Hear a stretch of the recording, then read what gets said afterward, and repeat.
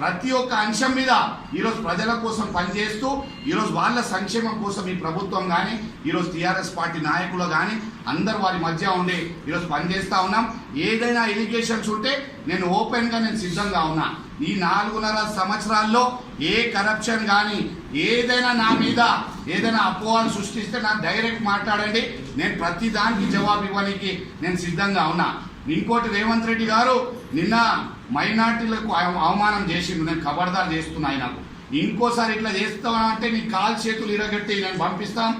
నేను అంటున్న మైనార్టీలకు నిన్న మాట్లాడుతూ ఉల్లోగా प्यालियां धोते, उन लोग पंचर की दुकान में काम करते, उन लोग साइकिल की दुकान में काम करते, उन मौस की दुकान में काम करते. और गाड़दा దానికి ఫెలో నువ్వు ఈ మాటలు చెప్తున్నావు. మళ్ళీ 70 సంవత్సరాలు మీ కాంగ్రెస్ ప్రభుత్వం మైనార్టీలకు ఎందుకు మేలు చేయలే? మైనార్టీల పరిస్థితి ఎందుకు ఇటువంటి పరిస్థితి అయినది?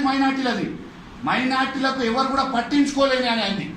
ఈరోజు కేసీఆర్ గారు మైనార్టీ పిల్లలు ఇటువంటి పనులు చేయొద్దు అనే ఉద్దేశంతో వాళ్ళకు నాణ్యతమైన విద్య అందించాలా, ఇంగ్లీష్ మీడియం విద్య అందించాలా అనే ఉద్దేశంతో ఈరోజు రెసిడెన్షియల్ విద్య అందించి ప్రతి ఒక్క మైనార్టీ ఈరోజు పిల్లలకు 1,25,000 ఖర్చు చేస్తూ ఉన్నాం.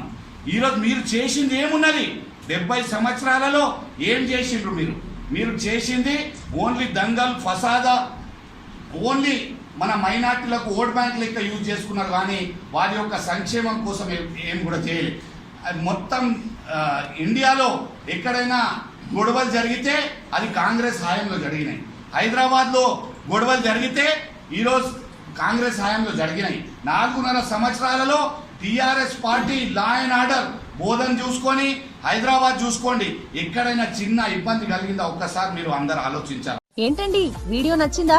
అయితే ఓ లైక్ వేసుకోండి, లేదంటే ఓ కామెంట్ చేయండి. ఎప్పటికప్పుడు మా వీడియోస్ చూడాలంటే సబ్స్క్రైబ్ చేసుకోండి.